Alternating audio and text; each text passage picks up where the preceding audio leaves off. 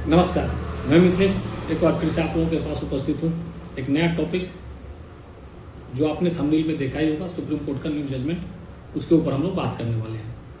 अब ये जजमेंट के बारे में बात करने से पहले बात होगी किस चीज़ के ऊपर, तो बात होगी SC/ST एक्ट के ऊपर। SC/ST एक्ट का फुल नेम अगर देखेंगे the schedule caste and schedule tribes atrocity act 1989, ये इसका नाम है SC/ST एक्ट का। ये जिनको जानकारी नहीं उनके लिए ये ऑलमोस्ट आज सबको पता है ही।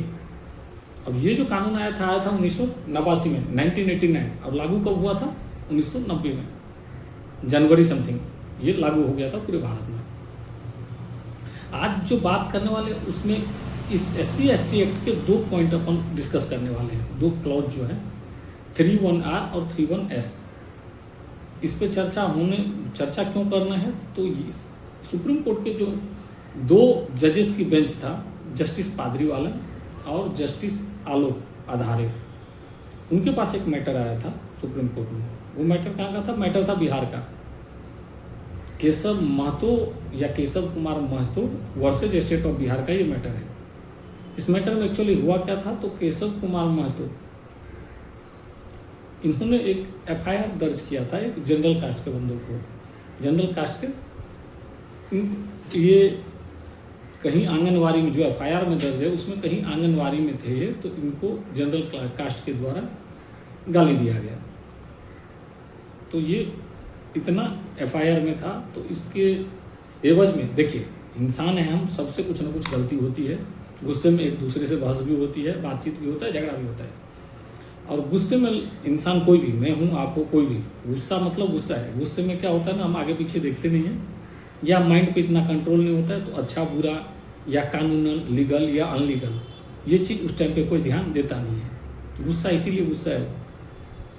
तो जो भी मैटर जो भी था, लेकिन FIR जो इन्होंने किया कि इन्होंने मुझे गाली दिया किसी आंगनवाड़ी में, ये भागलपुर का मैटर है मुझे जहाँ तक जानकारी है। तो वहाँ ये मैटर गया कहाँ, इन्होंने FIR किया किसके ऊपर? वो जो सामने वाले जनरल पर्सन थे उनके ऊपर। अब जनरल पर्सन ने क्या किया, उन्होंने वो चले गए पटना हाई कोर्ट अपना क्रॉसिंग करवाने के लिए कि ये जज साहब ये गलत है, इसको क्वाश कीजिए, इसको निरस्त कीजिए। पर पटना हाई कोर्ट ने उनको मना कर दिया। पटना हाई कोर्ट ने मना कर दिया तो साहब सामने वाले जनरल वाले वो भी चले गए supreme court direct. Supreme court में दो जजों की बेंच, मिस्टर पादरीवाला, माननीय जस्टिस पादरीवाला सर और माननीय आलोक आधारे सर, इनके बेंच में ये सुनवाई के लिए मैटर गया। अब ये सुनवाई के लिए मैटर गया तो सुप्रीम कोर्ट, जो मैं इससे पहले ही आपको बताया कि दो क्लॉज के ऊपर मैं डिस्कस किया। पहला क्लॉज 31R क्या कहता है और 31S क्या कहता है। देखिए, मैं 31R आपको डिटेल पढ़ के सुनाता हूँ तो आप समझिए उसमें पॉइंट क्या है।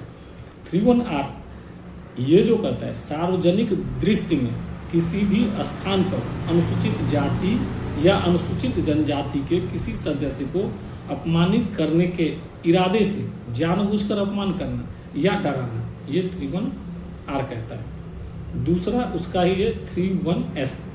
31S में क्या है? सार्वजनिक दृश्य में किसी भी स्थान पर अनुसूचित जाति या अनुसूचित जनजाति के बारे में, जाति के नाम से गाली देना। तो सुप्रीम कोर्ट इस मैटर में दो ही चीज देखा, जो FIR में दर्ज था, तो उसमें क्या था कि उन्होंने पब्लिक के सामने FIR में मेंशन नहीं किया था कि किसी पब्लिक के सामने। और ये 31R क्लियर कट करता है। अगर आप लोग देखेंगे यूट्यूब से, आप इसको एक शॉर्ट वीडियो भी ले लेंगे, बहुत सारे ऑप्शन मिलेंगे आपको, तो उसको आप डाउनलोड करके देखेंगे। तो आप वर्डिंग देखिए, सार्वजनिक दृश्य में मतलब सभी के सामने किसी भी स्थान पर अनुसूचित जाति या अनुसूचित जनजाति के किसी सदस्य को अपमानित करने के इरादे से, पहला क्या है कि अपमानित करने के इरादे से आपने किया, जानबूझकर अपमान किया है या डराया है। तो इस केस में जातिगत बात ही खत्म हो गया। जातिगत, उन्होंने पर्सनल उनका झगड़ा था, किसी जाति का नाम उन्होंने लिया ही नहीं था। तो एक ये कारण था।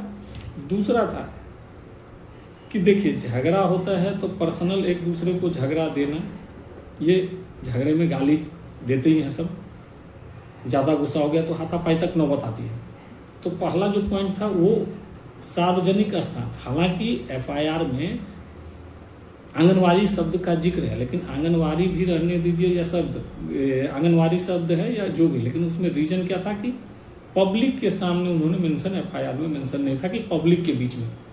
और ये सीधा इंडिकेट करता है सार्वजनिक दृश्य में किसी भी स्थान पर अनुसूचित जाति या जनजाति के किसी सदस्य को अपमानित करने के इरादे से जानबूझकर अपमान करना या डराना। तो इन्होंने जगह जो किया था, जगह पब्लिक प्लेस था, लेकिन एक आदमी के सामने 10 आदमी के सामने ऐसा कुछ वहाँ पे एफआईआर में मेंशन नहीं था।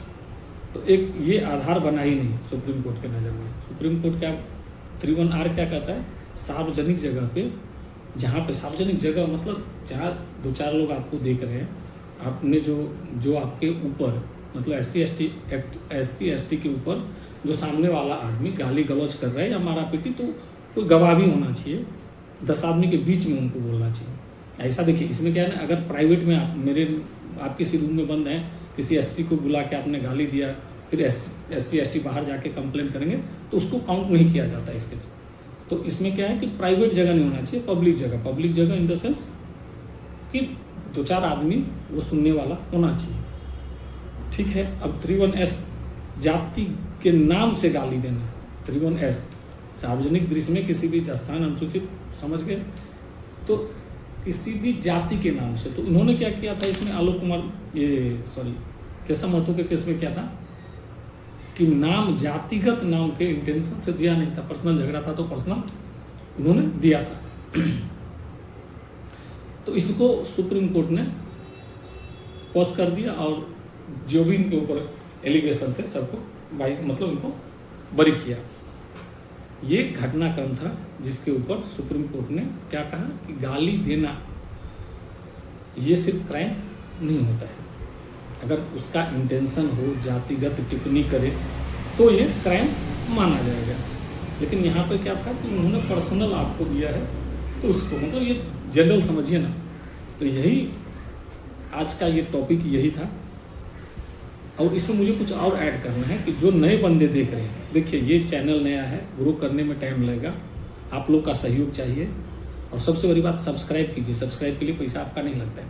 और सब्सक्राइब नहीं करेंगे और टॉपिक आप लोग सुझाव कर सकते हैं कि ये टॉपिक पे आना चाहिए वीडियो, तो उस टॉपिक पे आप अपन क्या करेंगे, फिर नया टॉपिक लेके आएंगे। तो जो आप लोग सजेस्ट करेंगे तो कमेंट में लिखिए इस टॉपिक पे मैटर आना चाहिए, तो अपन उस हिसाब से उस टॉपिक पे फिर बात करेंगे। ठीक है। अब देखिए SC ST एक्ट केस हो गया, हमने चर्चा भी किया। अभी SC ST का माहौल कैसा चल रहा है देश में वो सबको पता है। और सुप्रीम कोर्ट या कोई भी इसके ऊपर ज़्यादा एक्टिव कब से हुआ है, जब से इसके ऊपर ना, ये छोटा सा जानकारी है, जब से इसके ऊपर ना अमेंडमेंट लाए हैं, ये 31R 31S ये सब 2026 में, आपके 26 जनवरी 2026 को समथिंग इसके ऊपर कुछ तो करेक्शन आया है। उसके बाद से इतने प्रभावी हुआ, पहले इतना प्रभावी 90 से चालू है, कहाँ इतने दिन से कुछ था, लेकिन जब से अमेंडमेंट आया है तब से ये ज़्यादा प्रभावी हुआ है और लोग इसका इस्तेमाल अपने अपने तरीके से करते हैं। ऐसा नहीं है कि इसमें सब 100% फॉल्स मुकदमे ही आते हैं, लेकिन ऐसा भी नहीं है कि 100% सही मुकदमे आते हैं। तकलीफ उसी चीज़ का है। देखिए, कोई गलत किसी के साथ करे, कास्ट कोई भी हो, अगर उसके साथ कुछ गलत हुआ है या गलत कोई व्यक्ति कर रहा है, कास्ट कोई भी हो, तो उसके ऊपर एक्शन होना चाहिए। लोकतांत्रिक व्यवस्था में यही होता ही है कि अगर आपने गलत किया तो आपको सजा मिलना चाहिए। कानून इसी चीज़ का नाम है कि कानून का पालन होना चाहिए, चाहे वो कास्ट कोई भी हो। और ये मुद्दा SC ST एक्ट का बेनिफिट कौन उठा रहे हैं, उनसे उनको क्या बेनिफिट है, ये सब अलग विषय है। और मेरा पॉइंट ऑफ व्यू क्या है सुनिए। आज के इस भागदौड़ के ज़िंदगी में सब कहीं ना कहीं बिजी रहते हैं, लेकिन एक चीज़ आप गौर कीजिए, मैं रहूं आप रहो, रील देखने के लिए, सोशल मीडिया पे टाइम देने के लिए सबके पास कुछ ना कुछ टाइम होता ही है। चाहे आप हाफ एन आवर वाले हैं, मैं तो ऐसे इंसान को जानता हूँ 2-2 घंटे 5-5 घंटे सिर्फ सोशल मीडिया से ही काम चलता रहता है और सोशल मीडिया पे टाइम देते हैं। तो कुछ लीगल जानकारी अपना अपडेट रखिए। SC ST भगवान न करे आपके ऊपर किसी का मैटर आए तो हर एक चीज़ के लिए आप वकील के पास मत जाइए। छोटे मोटे मैटर जो होते हैं किसी भी कोर्ट में भारत के आप खुद भी लड़ सकते हैं और सलाह किसी से भी ले सकते हैं, हमसे भी ले सकते हैं सलाह, इसमें कोई दिक्कत नहीं है। लेकिन खुद को कुछ कुछ अपडेट रखिए। इसी के साथ वंदे मातरम, जय हिंद, भारत माता की जय।